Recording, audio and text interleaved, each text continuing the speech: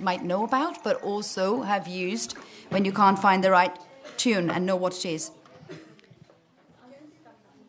He's got a series of books, which are The Waiter, The Cook, The Detective, and a new one coming out, which I'll let you tell us about.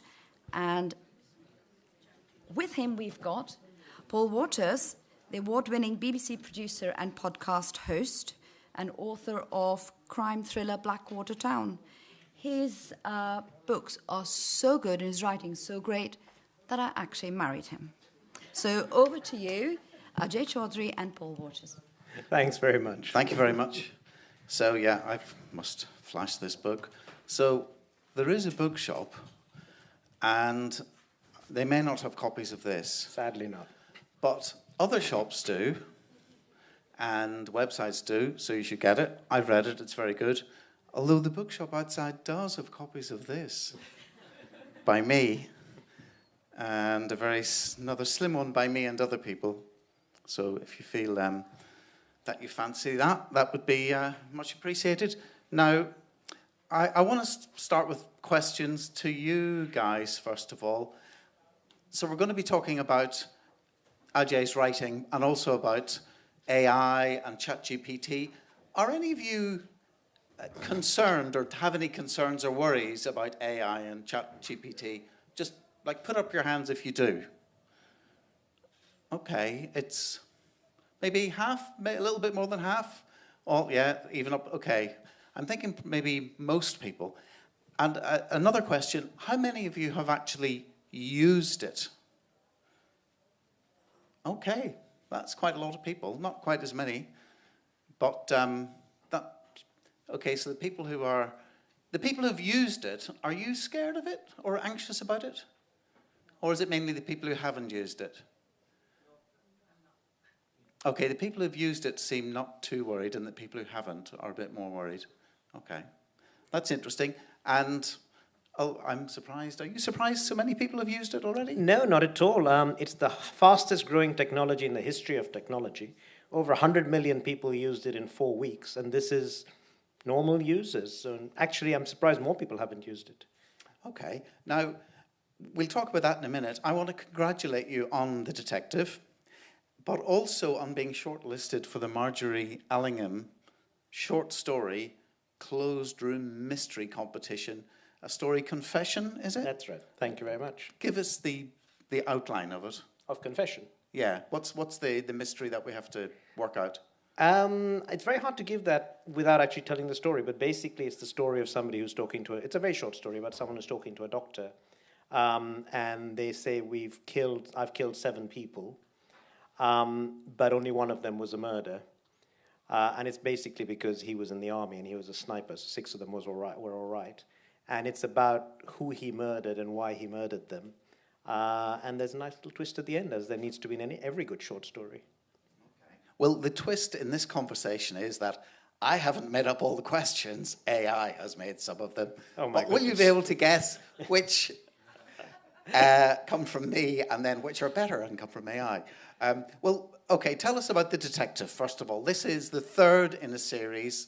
So it was the chef, the waiter, or am I getting that in the wrong? The waiter, the cook, and the detective. The waiter, the cook, and then the detective. That's and right. It's the same character, Kamil Rahman, who's been a detective all the time, and he's now officially a Met Police detective. Well, tell us about the book. So I came up with the idea of Kamil about, 20-odd years ago. And the core idea was quite a simple one, which is, what happens if there's a policeman from Calcutta who gets thrown out to the Calcutta police force for corruption and ends up as a waiter in Brick Lane? And he ends up in a little restaurant in Brick Lane, and he's solving crimes on the side, very bitter about what happened to him in Calcutta. So I'd had this idea for about 20 years, and then really got very lucky because my wife, Angelina, about 5 years ago, saw an ad for a competition for a first-time crime writer, and I'd never written any crime books before. So she said, why don't you apply? So I wrote a couple of chapters and sent it off, and much to my amazement, I won. And much to my shock, I then discovered I had to write the rest of it. Luckily it actually did very well. And Havel Secker, who was my publisher, said, can we have a few more? So the second one, he graduates from being a waiter to being a cook in the restaurant, also solving crimes. And in this one, he actually joins the Met as a detective. So he kind of fulfills that circle he had had before, and his bitterness hasn't quite gone away, but he's now in Scotland Yard. And as I say in the book, the Indians have always had a bit of chip on their shoulder about it's much better to be a detective in Scotland Yard than in India. So those daddy issues with the UK never go away. So that's what this book's about. And in the book, which kind of brings it back to AI, there's kind of AI being used for surveillance and kind of a new technique, but there's also then virtual reality being used to recreate London, a part of London in 1913, and it's when a lot of Jewish refugees arrive in London. And it's entertaining and educational, but it's also part of the plot, and it's the different eras cleverly come together. And that's, well, do you think then that, that all this stuff, VR, I went to the Van Gogh VR exhibition, this immersive thing in Belfast recently, it's been touring round, but I mean, is it all entertainment and education, all quite positive? It can be and it can't be. I mean, I use the VR here for a very specific reason, which is one of the things the spark for this book was actually, I was browsing in a secondhand bookshop. I hadn't quite got the idea what the book was about. I knew it was going to be a detective. I didn't quite know what it was going to be about. And I suddenly saw the cover of a book that completely took me aback. And what it was two boys, young boys, must have been about 7 years old, and they were dressed in a rather grown-up fashion. They kind of had, serge trousers on and a coat and hats, and they were both smoking cigarettes. And that cover just made me go, what is this? And it turned out to be a book called Children of the Ghetto by a guy called Israel Zangwill that was written in the late 1800s. I'd never heard of it, and Zangwill turned out to be an amazing character. He's the guy who actually formulated the phrase, the melting pot. And he wrote this book, The Children of the Ghetto, about the Jewish immigrants in the East End at the time. And I bought it and read it, and I strongly recommend it. It's one of the funniest, most moving, and surprisingly contemporary books. And Zangwill then wrote detective stories, he wrote plays, and became a very, very good writer. But what I suddenly realized is that if you look at the East End and you look at Brooklyn, it's got all these different layers. So you kind of have the Huguenots, and then you have the Jewish people, you have the Irish, you have the Bangladeshis, and now you've essentially got the tech entrepreneurs all moving in. And I was fascinated by that, and particularly fascinated by, as I looked more into the Jewish families of the time, how much like the tech entrepreneurs they were. They were all entrepreneurial, they all came from somewhere else, they all had to make a living. And so what I did in the book was try to see, well, how can I merge these two ideas? I'm a tech entrepreneur, so that bit I could write about. And what I came up with was this idea of a Jewish family that came from Pinsk in the late 1800s, and this father, mother, and two children get murdered in the early 1900s. And today, Kamil finds the corpse of the CEO of an AI company who's dead, but underneath near the East London Mosque. But then underneath that, they find these old skeletons. And Anjali, who's his kind of sidekick, decides to investigate what happened to these people. And then slowly these two things begin to come together in some really interesting ways. So what I was trying to get was those two parallels. But I had to figure out, how do I bring them to life? And originally I thought, well, I would write part of the story from their point of view and part of it from today. But my editor told me, look, historic crime fiction is a genre on its own, and it's very well regarded. It's hard to do, so don't mix historic and current crime fiction. Keep it as a cold case. But I really did want to bring them to life. So I came up on this idea of, well, why don't we have a virtual reality section where this tech company has created this VR recreation of their time. And I must admit, I borrowed heavily from Zangwill's book and created a chapter where you can actually live, see, breathe what they were like. And that made me very, very happy. I'm not sure it moves the plot on a lot, but I think bringing them to life was very important. Is VR, AI a good thing, a bad thing? It's a thing. It's technology. And a lot of people say, oh, look, the metaverse is dead, VR is dead, we're all on to the new thing now, which is AI. Look, the reality was that a musician called Travis Scott gave a concert in the metaverse, and he got 45 million viewers to his one concert. There's a computer game called Roblox that is done in the metaverse that has 200 million people using it every month. So it's certainly not dead. It's just probably not all of us in this room who are using it. But the kids today are absolutely embraced it. And AI, which we'll come on to in a minute, I fundamentally believe is going to change everything in ways we can't imagine. I've been in the tech world since the early 90s, and I remember seeing the first browser, which was something called Mosaic. And when I saw it, I went, wow, everything has changed. And I've seen a lot of tech over the last 30 odd years, but I didn't feel that again until I saw ChatGPT last year, and I said, okay, it's happened again. Okay, well, you've been in the tech world for a long time, and Anisha mentioned Shazam. So, are you musical? Do you sing? Did this come out of singing in the shower? Or? No, my wife. Was there a particular song? No, my wife will attest, and there was no musical person in the world, and that's kind of why we had to do Shazam, because then somebody else could say what that song was. I see. I was hoping I could get you to sing something on stage. No. Okay, you're going to spare us. I'd have to get very drunk. Okay, well, that can come later. So, what are the most promising applications of ChatGPT in today's world? Everything. So, we were talking earlier about lawyers and accountants. And by the way, this is all sounding very trivial after the last 3-4 sessions that we've had, I'm afraid. Well, don't blame me for that question. That was a ChatGPT question. No, I'm talking the whole session, not your question. Nobody guessed. I'm talking the entire session. After we've talked about the problems of poverty and the problems of women and the problems of detainees in Guantanamo. Well, can talking about what ChatGPT can do. Well, can it do anything about those important things? Or is it all trivial stuff? No, it's definitely not all trivial stuff. So, so let's look at a couple of buckets. So from a business perspective, it is true that a lot of jobs are going to change quite fundamentally with ChatGPT. Some jobs are already happening. So call centers jobs, people are sacking people in call centers. So BT this week, cutting 55,000 jobs, it announced. Yep. And that's from a workforce of 130,000. And they say 20% of those jobs that are being cut will be replaced by AI. Exactly. I think you're going to see the legal profession hit pretty badly. You're beginning to see, interestingly, things people thought would never be hit, like the medical profession.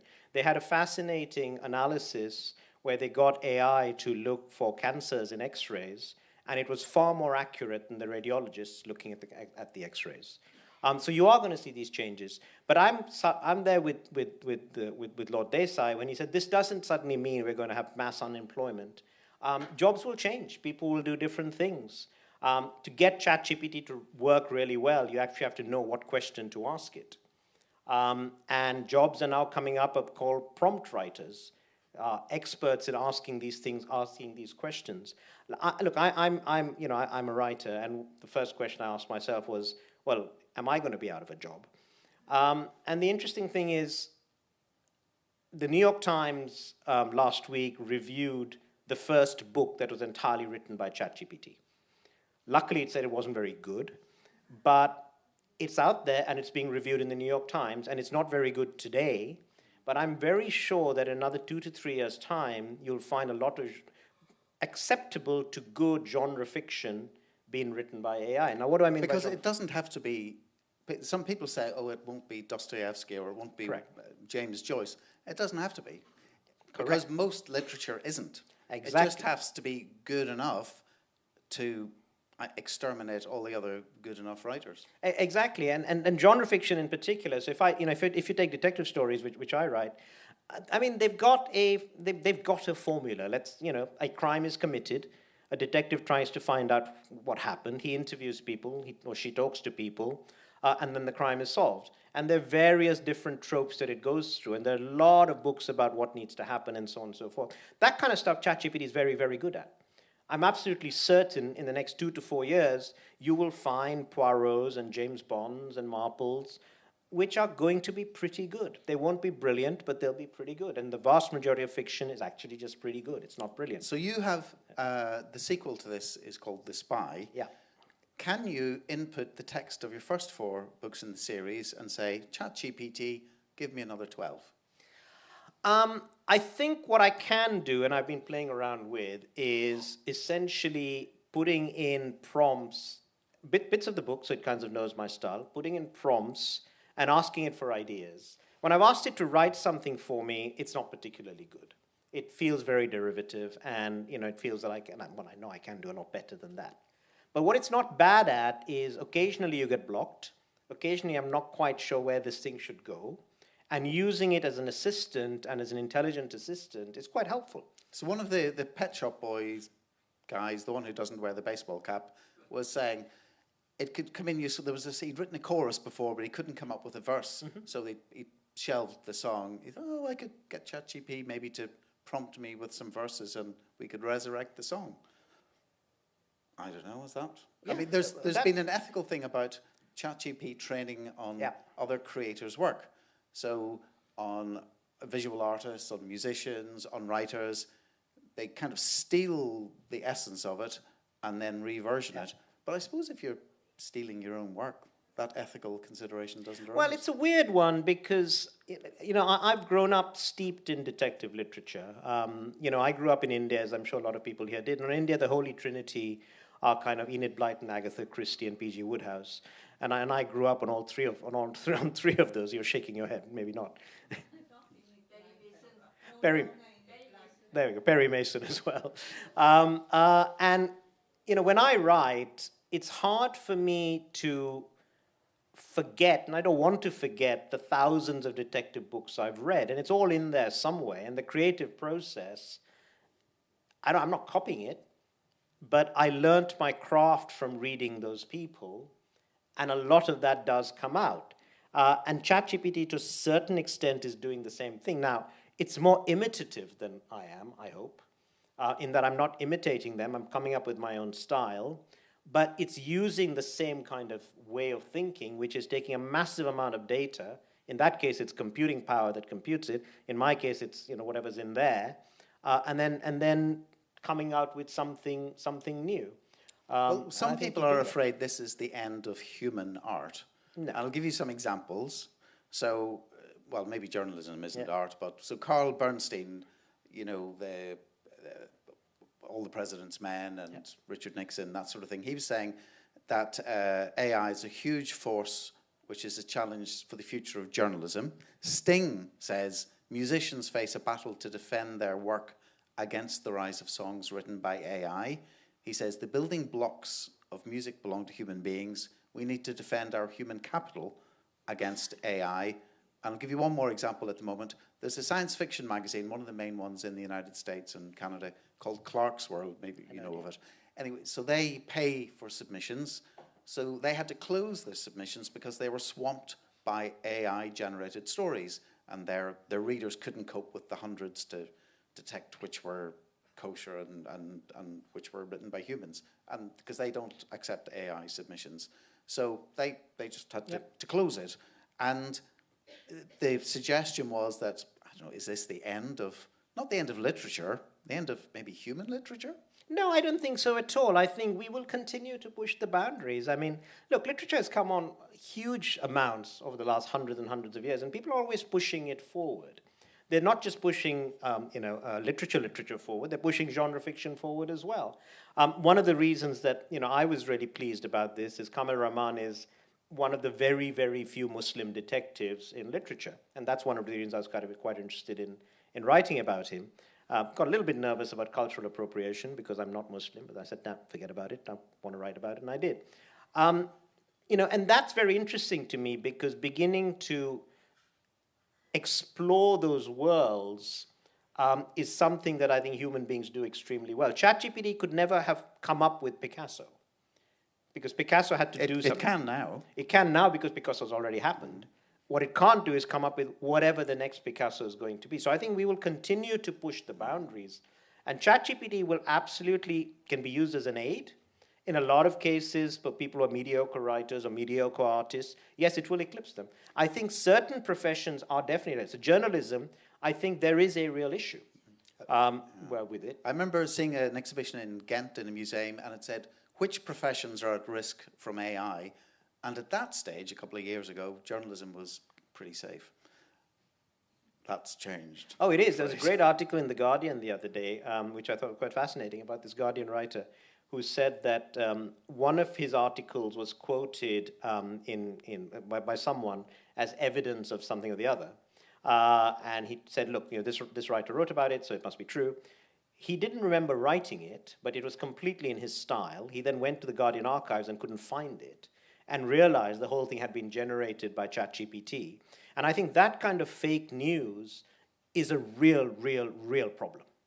And believe me, I think there are going to be a lot of big issues coming up, not just the copyright issues you're talking about, which are definitely issues, but they will get resolved somehow. So we can be lied to not just by human journalists, but by We're going to be lied AI. to by AI in such a convincing way we're not going to know. Because if you look at deep fakes today, very often you cannot tell it's a deep fake. But will we care? instance. I don't know. When there's so much, I suppose people are concerned about fake news. They maybe don't respect most journalists, like Yasmin, an honourable exception. People have a low view of the state of things today. Would you really be that bothered if it was being AI generated, the news you were reading? Yes, I fundamentally... Would other people be bothered? Or put your hands up if you would be bothered. Okay. There is hope for humanity. Most of you would be bothered. I mean, it's not just, the problem is the manipulation. I mean, the problem is we will be being manipulated without knowing we're being manipulated. And that's where I think the problem lies. So I'm a real believer that this does have to be regulated. How it's going to be regulated, nobody quite knows. Even Sam Altman-Smith, who came up with ChatGPT, has been asking for regulation. Yeah. I'm also don't believe in the point that I think somebody was making earlier in Lord Desai's thing, that, oh, all of these things will just go to the rich. The reality of it is that the technology, much to the shock of the companies that have put hundreds and millions of dollars into it, has actually become totally democratized. You've now got open source versions of this where for $100 on a laptop, you can recreate it. So suddenly Google have realized that they put a huge amount of money into this thing, but it's out in the world and anybody can now do it. You don't need that Google anymore. So they've got very, very worried about this. So this is not something where it's just going to make Mark Zuckerberg and Jeff Bezos a lot richer. I think it is totally democratized, just as YouTube democratized making music. Well, on a more scary note, that seems to be my job, asking, apart from the AI-generated questions. If it's a positive question, it's AI. If it's negative, it's from me, probably. So I was reading an article by Noah Yuval Harari. Mm-hmm. Maybe you saw the same thing. I did. And he was saying that we used to fear humans, killer robots will be coming to get us and that sort of thing. But now it's AI is threatening human civilization, not just literature, civilization. So because they can manipulate and generate language, words, sounds, images, we won't necessarily know who we're dealing with, that AI is hacking, or has hacked, the operating system of our civilization. AI may be able to make up better stories about money, politics, religion. Religions are often based on books not written by humans. In future, that may be literally true. And we won't know if we're arguing with the AI. If we are, we'll be training it, but we won't be changing its mind. It's not a human. And you were saying about AI maybe can do Picasso, but they can't be the next thing after Picasso. Are you sure about that? Because if this artificial intelligence is able to replicate and learn, surely that is a possibility that maybe the next new things will be coming from AI. Maybe they'll be better than humans. Look, it is possible. So the next stage that everyone's now looking for is something called artificial general intelligence. And that's the next big thing that people are going, and people are saying they might get in the next 5 to 7 years.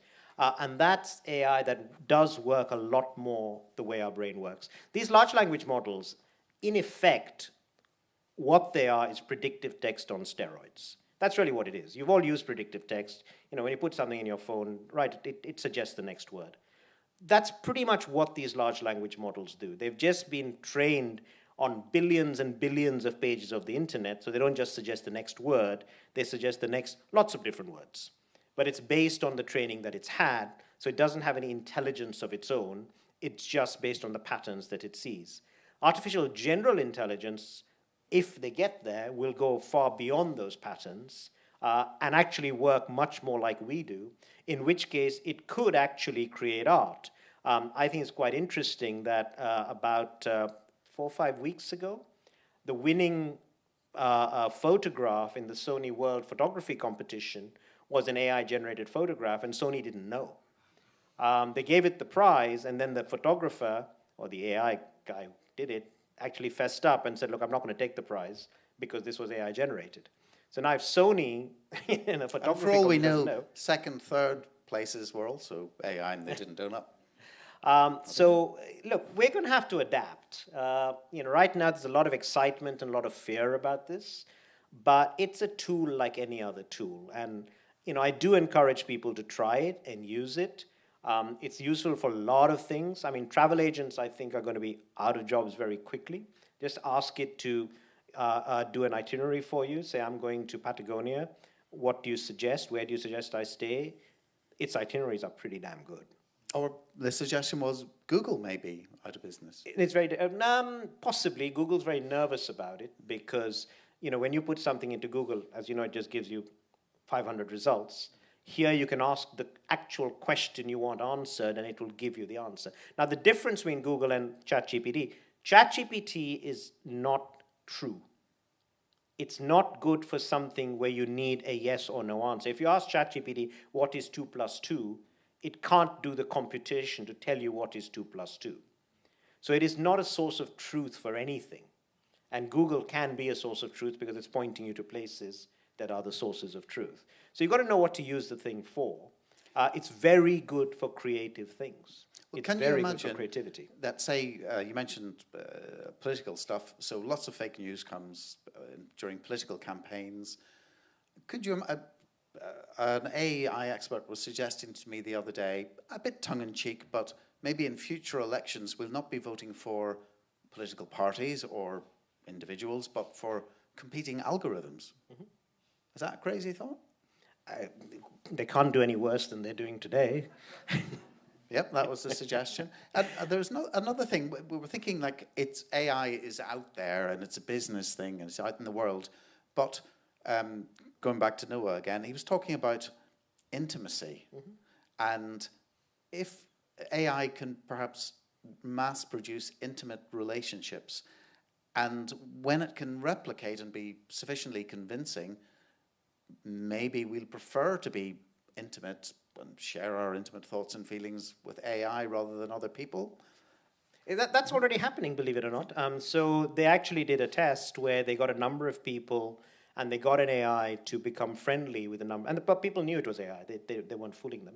And they got it to become friendly with them, to have conversations with them. And they left it with them for about a month and then they took it away.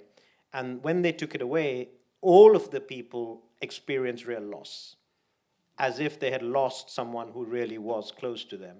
AI therapy is growing very, very quickly. And did people love the AI even more than their mobile phones? Obviously more than people. Great question. But the point is that a bad thing? I'm not sure it's a bad thing, if you do have something. Yes, of course it's a bad thing if you're doing it and not doing it with real people. Of course it's a bad thing. But if there is something that's giving you some joy and some comfort, when I listen to the Rolling Stones or the Beatles, it gives me joy and comfort. But it doesn't mean that, I don't get joy and comfort from, my wife, my kids, or whatever. I don't think this becomes either or. There is a danger that people will become obsessed by it, and that's all people want to do. But that happens with drugs. That happens with all kinds of things today anyway. Okay, let's hear some of your hopes and fears or delights. Lady just there. So, do we need ChatGPT? I mean, we were getting on pretty well without ChatGPT. Why do we need it? Why do we need to make a mediocre writer perfect? Why, we've got enough books. I mean, there's about 10 books out there. So do we actually need it? If we get, I don't even have Alexa, just because I prefer to get up and walk. We all complain about getting fat. So do we need Alexa? We're just going to turn into big blobs sitting there. Do we need ChatGPT? I'm a student at Birkbeck. Do I want ChatGPT to write my essays? No. Before I became a student at Birkbeck, I was a radiologist. So yes, AI can look at a mammogram, say, but it can't look at the nitty-gritty of a scan. Would you want AI to be looking at the nitty-gritty of your scan? This is why I agree with even Elon Musk, that it all needs regulation. Because, you can tell people you need this and make them buy it and need it. But I don't. And the other thing about AI is that it's the facial recognition, for instance, is based on a certain ethnic group, a certain cultural group, and that's dangerous. Yep. But that will improve. I 100% agree, That will and get a lot of people have recognized that the AI has been trained on certain cultural, certain ethnic groups, and it's not perfect. The do we need it question is an interesting one. I personally think it's an aid. So if you're a radiologist and using the AI you can get better results, why wouldn't you do it? No, I'm not saying it does it. So don't get me wrong. I'm not saying it replaces you. What I'm saying is if a doctor can use it to do better diagnosis, if a radiologist can use it to do better results, if a student can use it they'll have to change the way they teach, but that's a different discussion. If a student can use it to learn better, it's like saying, do we need the mobile phone? And that conversation came up when the mobile phone first came out. A lot of people were saying this is very intrusive, do we need it? But the mobile phone is now helping fishermen in Kerala because they can see what the prices for their fish are and go to the best place to do it, which they could not do before. So these things, you may not need anything, but if they can make your life easier, why not? There are a lot of problems. Don't get me wrong. I think a lot of problems with mobile phone. I think social media has overall been totally toxic for the world and hasn't necessarily been a good thing. And yet you're optimistic about this? Yeah, because I do think you can't stop it. The genie's out of the bottle now. No one's going to stop it. People will try and regulate, but they won't be able to do it. But as I say, if it can help people live longer, make better diagnoses, help a writer, and writing is not the only thing it's going to be there for, but help a writer be a better writer, why not? I don't know that last one, help the writer be a better writer. I'm very uneasy about that. But also, who do you think is marking your essays that you write yourself? It might not be your lecturers. Well, they should be. They'll may be using AI to mark your essays. But hold on, right, good. We're going to have somebody else. It might. Oh, absolutely. But in a weird kind of way, I think that's very helpful because the student then needs to really understand, is this not true? I mean, I've seen a lecturer in Cambridge, so I'm chairman of something called Cambridge Enterprise, which is the university's tech spin-out arm. So I've talked to some of the lecturers there, and they're trying to change it and saying, rather than writing an essay, they ask you to get ChatGPT to write the essay. You then have to sit in class and critique it and say, what did it get wrong? What did it get right?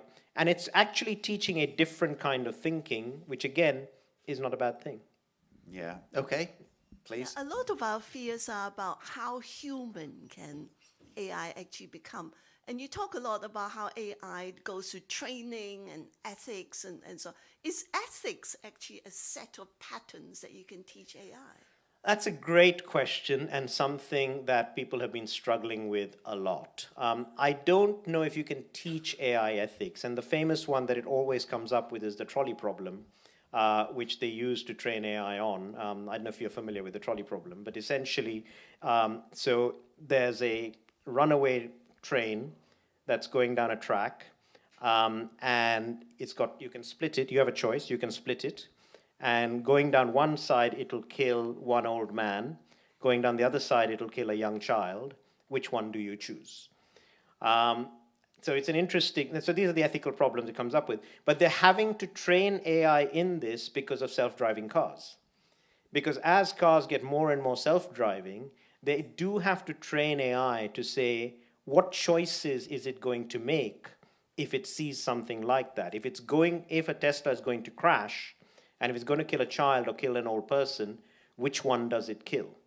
And these are really difficult questions, really tricky questions. Even a human will have problems. But that's exactly the point. But humans make these decisions all the time.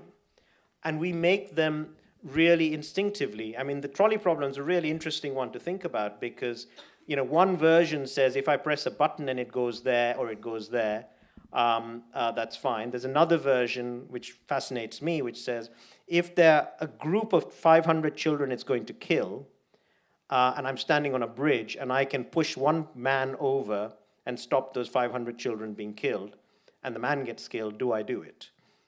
I mean, these are really interesting ethical dilemmas. And luckily, hopefully none of us will ever be in those positions. But weirdly, people are. When you're driving a car and have an accident, some part of your mind is making calculations all the time. Well, we may soon be free from having to make these ethical decisions because AI, we will delegate it to AI, and then with this general artificial intelligence, it may well change the rules of ethics, by which time it'll be too late for us to change it Which back. it may be, and that's frightening to me, because I think the Or more... maybe reassuring, maybe we trust it more than we trust ourselves. Perhaps you would. Sorry, this man with the mic. I just want to go back to one of the earlier questions, which was the worry that AI and ChatGPT and so on would do people out of a job.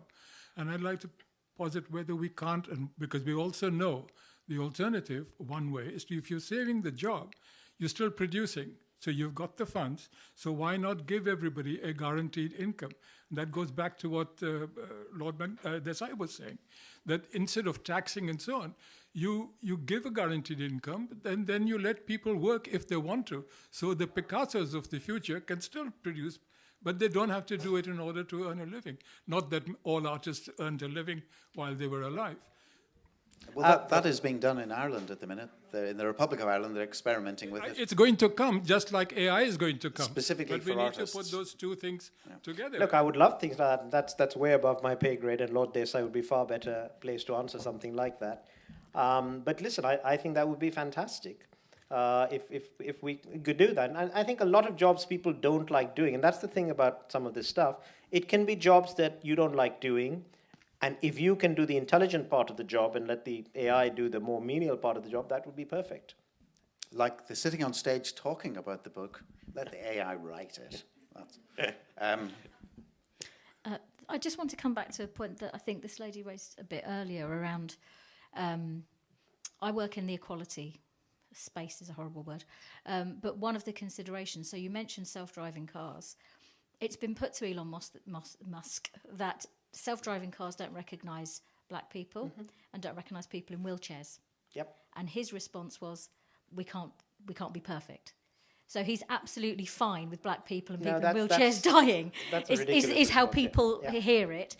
But also what my employer is looking at the facial recognition, which you referred to, across London, which is going to be used for all sorts of applications. And again, we're having to work with companies who can make that definition to recognise people of different ethnicity.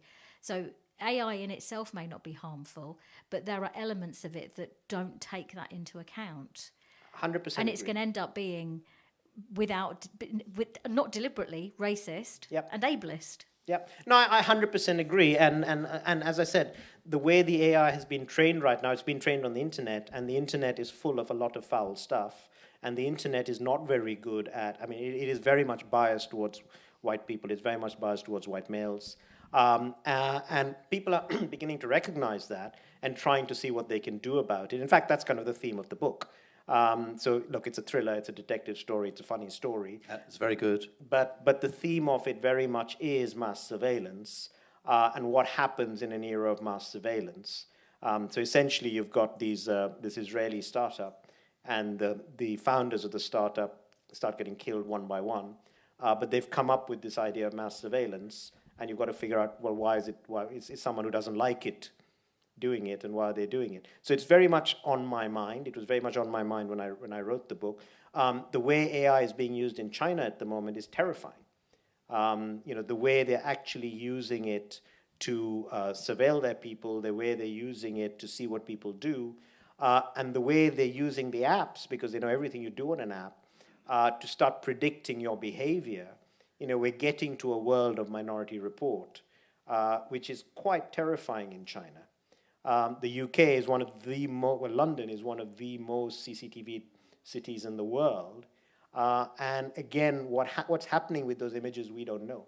So I think it's going to be even more important now for places like Liberty and so on to see, as this AI gets more and more powerful, what are the checks and balances on it, and where is the regulation on it? So I'm totally with you. Well, one potential regulation that could come in is the idea that it's mandatory for AI to disclose that it is AI. Yeah. And you need to be able to know which is which. I don't know, would the RIM think that was a positive thing, that there was this absolute requirement, legal requirement, that everything must be labelled AI or not? No. But would that, I don't know, be a useful thing? Or okay. Okay. Skeptical about enforcement. All right. Okay. I mean, it would have to be that the company, if a company releases something and that is the law and they don't do it, then they're fined massive amounts of money. That's how GDPR works. And they're fined massive amounts of money. And that's the only thing that'll stop it happening. Now, it doesn't stop some rogue doing something on their laptop and taking it out as something fake and not saying it's AI, and that will almost certainly happen. So to that extent, you're right. But where the big companies do it, it can be enforced. Okay. Go ahead. I'm an economist by training, my Institute Judan. Can I have a humdrum question? How will Amazon monetize this, the ChatGPT? Will it restrict the choice? At the moment, you actually have a lot of agency when you're searching for a product, etc. Will it actually restrict the envelope of choices that you have when you make an ordinary purchase? No, quite the opposite. So Amazon, funny enough, are hiring thousands of people to rethink what the Amazon search experience is when you're looking for something. And what they're hoping to do is to make it far more personalized to you. So it's not restricting choice, but if you can go into Amazon and say, look, I like books like The Detective by Ajay Chowdhury, and I kind of like this and that, what would you recommend? The recommendations it can come up with could be far more accurate to what it does right now. So that's how they're hoping to use it, to make it much, much more personalized to you. So when you're buying something, you get what it is you want. Because right now, I mean, there is a problem with choice on Amazon, which is there's sometimes so much choice, you have no idea. You know, you go by, well, how many people have rated this 5 stars, or... But they won't stop you doing that. I don't believe they'll stop you doing that. I think what they're trying to do is make it a more personalized service. But if you can carry on looking at 500 things if you want, because that's their business model. So I'd be surprised if they stopped that. Hi.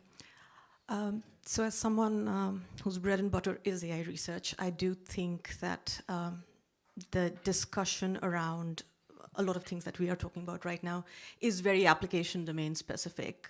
So, you know, we want to talk about how it comes up in radiology versus education. And I think all of them have slightly differing concerns.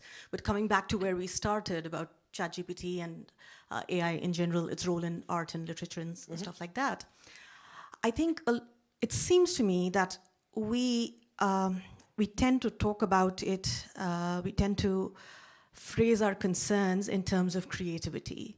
Oh, how good is it? How bad is it? What happens if it starts to write, you know, if it floods the world with bad stuff, bad writing or bad art? What happens if it gets too good? There already is very bad and very good art, exactly. very, very bad and very good writing. If it's the question of knowing who actually produced it, I hope you all realize we are not very attached to that question. We enjoy books by ghostwriters. We enjoy auto-tuned music. We read a lot of things written by people or produced by people we know nothing about. Yep. It seems to me the question that we are trying to somehow avoid talking about is the marketplace of art. Mm-hmm. Is the real question about the compensation of labor behind art. And somehow, by couching all of this discourse in the mode of creativity, are we avoiding the real question? My concern is, under the current system of how labor is compensated, and it disproportionately affects artists because of how a capitalistic system deals with something as subjective as art. Do you think we can get away from that question and focus on the creativity aspect? I think you're 100% right. I think you're 100% right. I think a reader or someone listening to music or someone seeing art will not care whether it was written by AI or a human being, as long as it's a damn good read or a very nice piece of music or a very nice piece of art. I just genuinely think they won't care. The question that, and yes, obviously writers will be worried they'll be out of a job. Illustrators will be worried they'll be out of a job. If an AI is going to do the cover of my next book, what do I need the illustrator for? I think the bigger worry for me is one of a trend towards, let's call it mediocrity. And what do I mean by that? If publishers basically say, hey, I can get AI to write 85% of the books that are out there and the readers will lap them up, how are you going to get the next Picasso? How are you going to get the next, I heard a book that's just come out, which is written in the Polari language. How are you going to get a publisher daring enough to publish that? How are you going to get the next Joyce? How are you going to get the next Beckett? And that's a bigger worry for me. Now, I think you're already beginning to see it in, say, the film industry, where there really was a big push towards it's going to be sequels, it's going to be stuff that we know it'll sell, algorithms are going to tell us whether this thing works or not. So you don't get the 2001: A Space Odysseys anymore, but you'll get Marvel, number 392. And that, I think, is the bigger worry for me, which is as you go towards a completely marketplace-based economy of saying, well, what is it that sells? You won't get those breakthroughs and you won't get that creativity. And that's my worry more than, an author will be out of a job, although that won't be great. That won't be great. I have to check if we have time for any more questions. I'm looking towards our question judge. I have just one small question. Okay, is this our last question then? Is it? Right. Okay, this is our last question. As I know, what AI is all dependent on algorithms. And nowadays, I believe that the algorithms, the AI is creating its own algorithms. So they are going to get smarter and smarter. A time will come, they'll be smarter than the human brain. And that's the time we have to fear. Yep, and that is the time a lot of people are fearing. That's the time you said, one of you said that everything will be authored, AI. Right, so far so good. But when they become so smart and they tell and they decide to tell you a lie, then the problem starts. I don't disagree, and I think that's where the artificial general intelligence, why people fear it. I mean, Stephen Hawking, Elon Musk, some big thinkers of the day were convinced AI is going to destroy humanity. That article you quoted by Noah Yuval Harari had a fantastic bit in it, which says about 10 to 15% of AI researchers today say that there is real potential for AI to destroy humanity. If you're about to get on a jet plane or on a plane, and you were told 10 to 15% of the best aeronautical engineers today tell you this plane is going to crash, will you get on it? The answer is probably not. Well, it depends on the price. Well, if it's Ryanair. But so you're absolutely right. It is a genuine concern. A lot of people are very, very concerned about it. But as I said, the genie's out of the bottle. And I'm not sure what we can do about it other than watch and experience it. Well, so whether or not it's good or bad is here. But I'm glad we've been able to reassure you. And that we're all feeling a lot happier. I'm actually a hologram, by the way. I don't exist. Yes. So I will say, Ajay Chowdhury, author of The Detective, thank you very much indeed. Thanks very much.